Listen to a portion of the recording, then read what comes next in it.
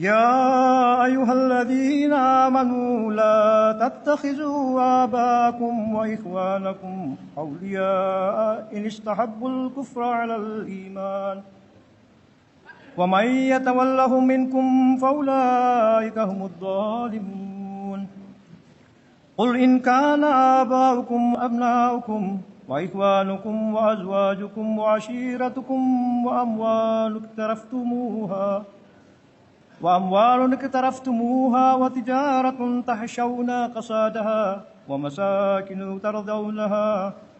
ترضونها أحب إليكم من الله ورسوله وجهاد في سبيله وتربصوا حتى يأتي الله بأمره والله لا يهدي القوم الفاسقين. Surah At-Taubah ayat 23-24.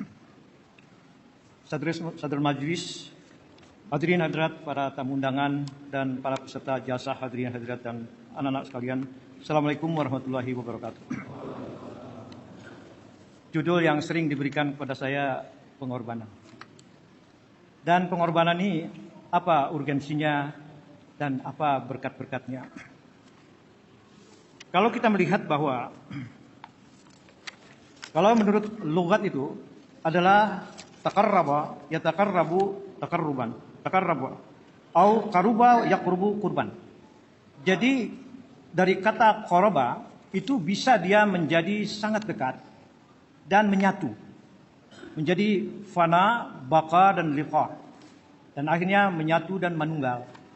Atau bisa juga qoroba itu menjadi pengorbanan, yaitu dengan pengorbanan, kesetiaan, keyakinan, ketulusan ini, itu menjalin suatu kedekatan yang sangat luar biasa, sehingga apapun yang dituntut dia akan korbankan.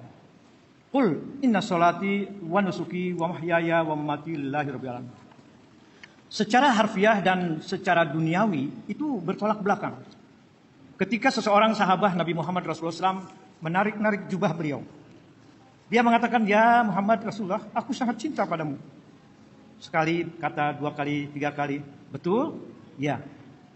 Sekarang bersiap-siaplah engkau dengan kemiskinan yang akan datang begitu cepat, laksana air bah yang meluncur dari puncak gunung ke dalam lembah yang sangat dalam. Jadi seakan-akan bukan hiburan dia, tetapi adalah suatu resiko. Ada pilihan dan tantangan yang harus dicapai. Artinya apa? Ketika tauhid ilahi yang dibangun oleh Nabi Ibrahim sebagai bapak tauhid, bapak bangsa-bangsa, bapak nabi-nabi, dan bapak dari pengorbanan, ketika beliau itu menegakkan tauhid di muka bumi ini, dihancurkan berhala-berhala yang ada di Irak, di wawasan kerajaan Namrud. Apa yang beliau terima di sana? Bukan tebaran permadani atau taburan bunga, tetapi ancamannya bahwa Nabi Ibrahim alaihissalam harus dibakar hidup-hidup. Nabi Ibrahim berdoa, Rabbana akhrina minan nari bisalamah. Ya Allah, keluarkanlah kami, selamatkan kami dari api ini dengan keselamatan. Rabbana arina manasikana wa tub alaina innaka antat tawwabur rahim. Ya Allah, tunjukkanlah di mana pengorbanan yang hakiki bagi aku dan keluargaku untuk dapat mencapai keridhaan-Mu. Beliau dikatakan, pergilah engkau, pergi ke suatu lembah yang tandus, yang kering, tidak ada penduduk di sana, dan dirikan dan bersihkanlah Baitullah Ka'bah. Nah, ini pengorbanan agung yang diabadikan oleh Allah SWT yang disebut dalam Al-Quran. Jadi pengorbanan yang besar yang telah ditunjukkan oleh Nabi Ibrahim alaihissalam beserta keluarga, itulah adalah pengorbanan hijrah.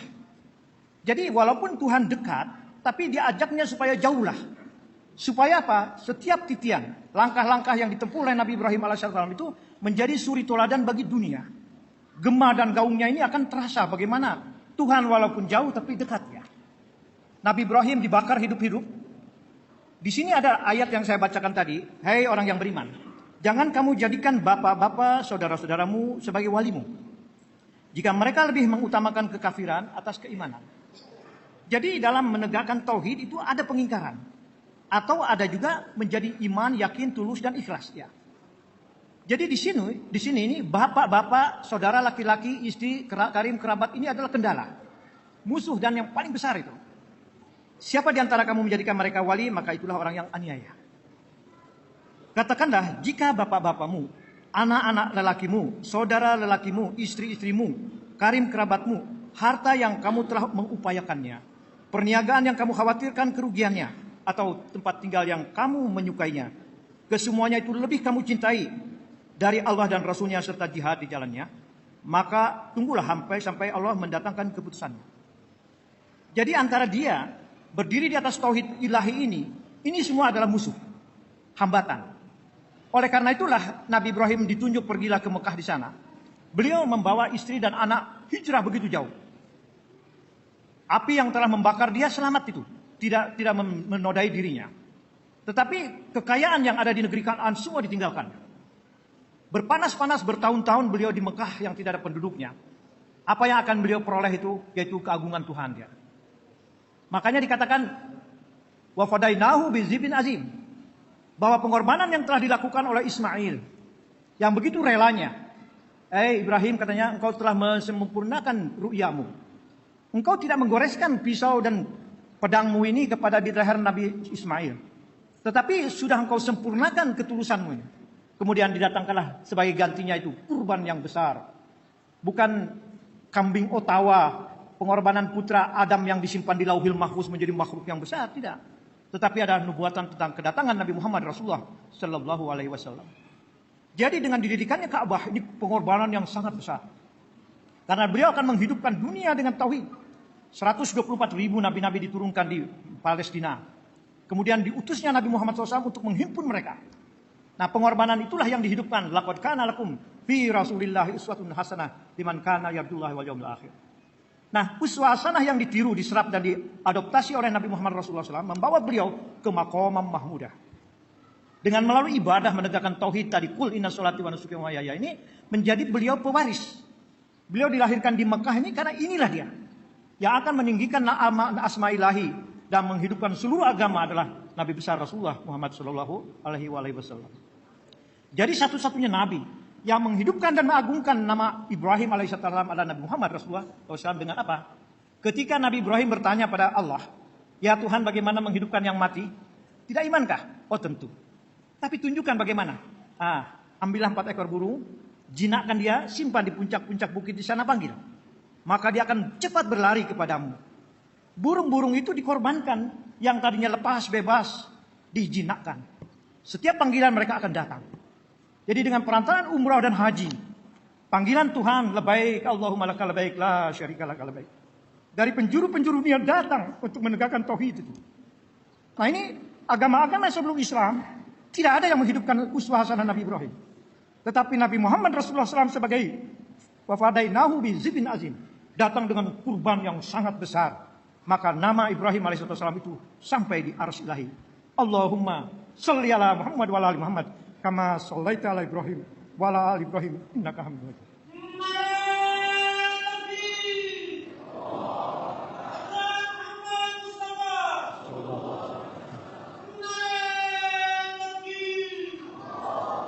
Selanjutnya wa taraknahu fil akhirin, dan akan kami tinggikan nama baiknya itu yaitu di kaumnya, generasi yang akan datang. Fil akhirin adalah Hadrat Masih Maud alaihissalam. Di mana nanti Hadrat Masih Maud alaihissalam juga akan mengagungkan Nabi Ibrahim dan ketauhidan Nabi Muhammad Rasulullah dan perjuangan para sahabat radhiyallahu anhum wa radu'an. Nah ini Hadrat Imam Mahdi alaihissalam pun dengan gaya dan metode daripada menyeru hamba-hamba Allah untuk berhimpun di dalam tauhid inilah yang seperti hari ini kita berkumpul bersama waktu jalsah salanah. Dan disitulah nama Ibrahim, nama Muhammad akan diagungkan. Ketauhidan akan dihidupkan ke penjuru dunia. Pengorbanan harta, jiwa, raga, waktu dan kehormatan, anak-anak dan keturunan semua diserahkan di jalan Allah.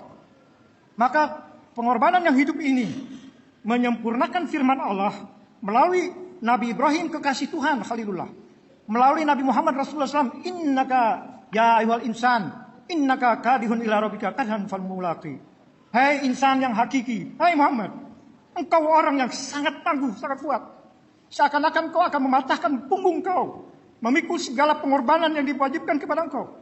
Innaka kadihun ila rabbika kadhan, dengan penuh tanggung jawab. Famulaqihi, akhirnya beliau berjumpa di arsy ilahi, memperoleh maqam mahmudah, yaitu kemanunggalan dengan Allah Subhanahu wa taala. La ilaha illallah Muhammadur Rasulullah. Inna arsalnaka syahidan wa mubasyiran wa nadhira wa da'iyan ila Allah bi'iznihi wa sirajan munira. Jadi Nabi Muhammad Rasulullah SAW adalah matahari yang terang benderang yang tidak akan terpupus oleh alam semesta dan segala perputarannya. Dan Hadrat Masih Maud SAW yang akan menghidupkan liyuhyidina wa yuqima syariah. Inilah yang akan menghidupkan ketauhidan ini dengan jemaah yang tulus dan dipilih oleh Allah SWT, benihnya ditanam oleh tangannya. Maka kehidupan ini walladzi yarsala rasulahu bil huda wa dinil haq liyudhhirahu 'alad dini kullihi walau karihal musyrikun. Hadirin hadirat, pengorbanan inilah yang dikatakan hamwehe khairul umam, tujsahi khairul rasul. Tere kadam berhanese, kadam berhayaham. Muhammad, kita adalah hamwehe khairul umam. Kita menjadi kuntum khairul umat ukhrijat linnas. Kita menjadi dalam panggung sejarah dunia dan agama, kita menjadi umat yang terbaik. Karena engkau, hai Muhammad, engkau adalah rasul yang terbaik. Beliau mempunyai rangkaian kereta yang panjang. Kita naik di sana tentu akan mencapai tujuan. Jadi di sini dikatakan tere kadem berhanese, karena engkau melangkah, berderap maju, kami pun berderap maju dia. Jadi sangat luar biasa yang dikatakan dengan khalifatullah, khilafat ini. Karena khilafat nanti dengungan yang dipancar luaskan dari masjid-masjid ini akan menyebar ke penjuru-penjuru dunia. Ya. Isna'u sautas sama ijal masih. Hadirin hadirat, jangan dihui usikiti hak tu yeheke hak adana. Kita dikasih jiwa, nyawa, kehidupan. Andaikan kehidupan ini pun kita serahkan pada Allah, tetap saja hak Tuhan tidak akan terpenuhi. Jadi Nabi Muhammad Rasulullah SAW telah meninggalkan semua yang dicintainya. Harta, kekayaan, kedudukan, kewibawaan, beliau tinggalkan itu. Dan beliau merendahkan serendah-rendahnya. Sehingga Allah mengangkat dia. Dana fatadala fakana qoba qausaini aw adna. Dia mendekat pada Tuhan dengan ibadah. Qul inna sholati wa nusuki wa mahyaya wa mamati lillahi. Dan Tuhan pun mendekat. Jadilah bagaikan tali dua busur yang dipertemukan. Itulah yang disebut dengan manunggal. Menyatu dengan Tuhan. Nama Nabi Muhammad Rasulullah SAW asyhadu alla ilaha illallah. Beliau syahid. Menyaksikan Tuhan. Dan menyampaikan kepada dunia. Dalam bentuk kalam ilahi yaitu Al-Quran. Inna nahnu nazzalna zikra wa inna lahu lahafidun. Jadi bekal kita hazanah. Yang diberikan oleh Allah Ta'ala tidak kepada nabi-nabi di dunia ini. Kecuali kepadanya. Dan ini ditinggalkan bagi khazanah kita. Dan di akhir zaman Al-Quran pun dikatakan, Ya Rabbi inna qaumi ittahazu hadzal Qur'ana mahjura. Ya Tuhan, sayang, menyesal sekali. Kenapa hambaku ini telah meninggalkan, mencampakkan Al-Quran di belakang punggung mereka. Jadi akan membangkitkan lagi suhufi Ibrahim, suhufi ula. Dan ajaran Al-Quran Nabi Muhammad Rasulullah SAW adalah Masih Maud alaihissalam. Jadi segala ajaran, tuntunan, hidayah yang telah diabadikan di dalam firman Allah dan Al-Quran ini akan dihidupkan kembali oleh Hadrat Masih Maud alaihissalam dan para pengikut beliau. Hadirin dan hadirat yang saya muliakan, bahwa di dalam kita beriman kepada Hadrat Masih Maud alaihissalam, yaitu pertama-tama ketika kita dipanggil untuk berkorban. Walaupun dikatakan bahwa bersiap sedialah dengan kemiskinan, tapi kita melihat Abu Bakar, Umar, Khalid bin Walid, Khadijah mengorbankan harta dan segala kekayaannya. Apakah menjadi miskin? Tidak. Mereka tetap menjadi namanya baik, harum, dan juga itu menjadi contoh bagi suri toladannya juga. Nanti yang kedua adalah Hadrat Masih Maud alaihissalam. Ini beliau dibakar hidup-hidup. Ya. Tetapi apa yang didapat sebagai imbalannya, seluruh umat Islam di dunia dari zaman ke zaman sampai hari kiamat akan menyebut nama Ibrahim dan Nabi Muhammad SAW dalam salawat dan wiridnya. Dan bayangkan ini yang tidak pernah akan habis, bahwa engkau akan mendapatkan keturunan sebanyak di langit ya, dan semua akan mengagungkan nama Tuhan, sehingga nanti penduduk di akhirat ini yang paling banyak adalah pengikut Nabi besar Muhammad Rasulullah Shallallahu Alaihi Wasallam. Sekarang kita melihat yatika min kulli fadinamik. Nabi Hadrat Masih Maud alaihissalam seorang diri. Beliau tidak mencari dunia, tidak mengumpulkan dunia. Beliau menggali khazanah marifat dan hakikat daripada Al-Quran. Beliau membela Islam dari serangan agama-agama yang lain. Hartanya beliau keluarkan, habiskan untuk bagaimana tasnif ini supaya menyebar di seluruh dunia. Dan beliau mengatakan bahwa aku akan sampaikan tabligh engkau ke seluruh pelosok-pelosok dunia. Nah ini pengorbanan.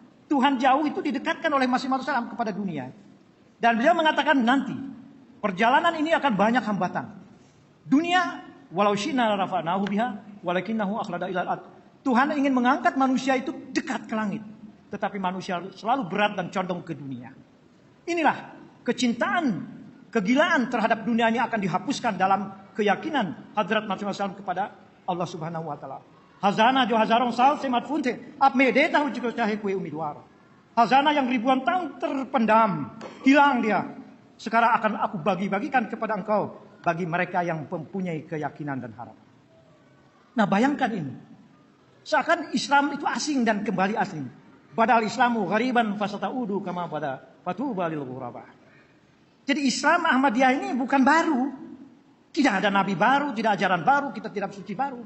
Itu semua seutuhnya yang diberikan kepada Nabi Ibrahim alaihissalam dan juga nabi-nabi yang terdahulu dan kepada Nabi Muhammad Rasulullah SAW. Tapi karena mereka sudah tertutup dengan awan kegelapan, keraguan, ketidakimanan, kekafiran, kemusyrikan, dan keserakahan dunia. Nah, ini Tuhan terhalang oleh semua itu. Jadi tidak aneh kalau Hadrat Masih Maud Salam dan para khulafa beliau banyak mendapatkan petunjuk. Fa'alhamaha fujuraha wa taqwaha. Itu keimanan yang dikatakan bahwa wa adkhalnahu fi rahmatina innahu minas solihin. Bahwa berkat pengorbanan dan takarub ilahi ini, kami akan masukkan dia ke dalam rahmat kami. Sesungguhnya dia termasuk orang yang saleh. Jadi selalu kalau kita mengorbankan harta, oh istri bilang, belum beli ini, belum beli itu, anak perlu ini, perlu beli ini. Tidak, kata Nabi Ibrahim, pergi sekarang juga kita ke Mekah sana. Soal makan, minum, itu soal Tuhan nanti. Bayangkan itu. Jadi inilah yang pertama kali mendahulukan kepentingan agama daripada dunia. Kemudian pengorbanan itu adalah merupakan sebuah tali yang elastis. Yang mengikat kita dengan Allah SWT. Dengan pengorbanan kita memasuki suatu benteng. Pertahanan yang keamanannya dijanjikan. Dan laskar malaikat akan menjaganya siang malam. Ini apa yang kita korbankan ini satu akan menjadi 700. Dan keberkatannya pun akan berlipat ganda. Dan akan senantiasa dihidupkan dia. Pengorbanan Nabi Muhammad SAW mengatakan inna mimma akhafu alaikum ba'di yaftahu alaikum min zuhri dunya wa zinatah. Aku tidak khawatir kalian ini akan menjadi miskin. Yang ku khawatir akan atas kamu adalah terbukanya kemewahan dan kecemerlangan atau kegemerlapan daripada dunia dan keindahannya. Jadi bukan tujuan utama dunia. Memang nanti kerajaan-kerajaan itu akan masuk Islam. Dunia ini akan dilipat dan diserahkan kepada Nabi Muhammad Rasulullah SAW dan kedaulatan Tuhan nanti di muka bumi. Jadi inilah yang menjadikan suatu ru'ub, yang karisma dan keunggulan yang hakiki. Inna fatahna laka fatah mubina. Kemudian zambun azimun la yas'alun nasullahu maghfiratan minhu hubud dunia. Bahwa doa dosa yang paling besar yang mana manusia tidak akan menanyai kepada manusia akan memberikan jawaban maghfirah. Dikarenakannya manusia sangat mencintai dunia. Karena dunia kita lalai membaca Quran. Karena dunia kita lalai sholat berjamaah. Seminggu sekali, 5 kali sehari. Karena dunia juga kita kurang beribadah. Ya, ini jadi penghalang dia. Kemudian al-mukassaruna humul asfalu wa yaumil qiyamah. Orang yang mengumpulkan harta ini, mereka akan menjadi orang yang paling rendah di alam akhirat di kiamat nanti. Kita lihat para sahabat. Walamma ra'al mu'minuna al-azab qalu hadza ma wa'adallahu wa rasuluhu wa sadaqallahu wa rasuluhu wa ma zadahum illa imanan wa taslima. Nabi Muhammad Rasulullah SAW hijrah dari Mekah ke Madinah. Pemandangan 13 tahun di Mekah itu sangat perih dia. Tetapi lebih hebat lagi ketika beliau disambut dengan peperangan-peperangan lebih dari 50 peperangan. Tapi Nabi Muhammad Rasulullah SAW adalah batu penjuru. Beliau adalah panglima perang dan commander, the big commander in the world. Peperangan kataballahu la ghalibana ana rasul. Kam min fi'atin qalilatin ghalabat fi'atan katsiratan bi'idznillah. Jadi golongan yang kecil akan memenangkan golongan yang besar dengan izin Tuhan. Artinya apa? Dengan pengorbanan dan keyakinan. Walaupun di siang hari puasa, malam hari tahajud. Tetapi laskar yang berada di depan itu semua dihapuskan oleh Allah Ta'ala. Kerajaan satu demi satu masuk ke dalam Islam. Nah, jadi artinya apa? Ketika para sahabat melihat di hadapan laskar yang hebat, yang besar, tidak gentar. Katanya, ini dia. Yang dijanjikan Tuhan dan Rasul. Betapa benar Allah dan Rasulnya. Jadi, itu menambah keimanan. Ketika datang genderang peperangan itu, bergelora juga. Tidak malas, tidak lesu, tidak gentar. Tidak pernah mereka itu menyesali diri menjadi Islam. Karena jihad, janji dikatakan, Inna Allah ishtara minal mu'minina anfusahum wa amwalahum bi anna lahumul jannah. Surga itu ada di hadapan mata. Harumnya surga itu tercium dengan segala debu-debu dan segala penderitaan di dalam peperangan. lapar dan haus coba. Itu dalam peperangan dirasakan sekali oleh para sahabat. Tetapi apa yang kenyataannya, kemenangan demi kemenangan itu diraih oleh Nabi Muhammad Rasulullah Sallallahu Alaihi Wasallam.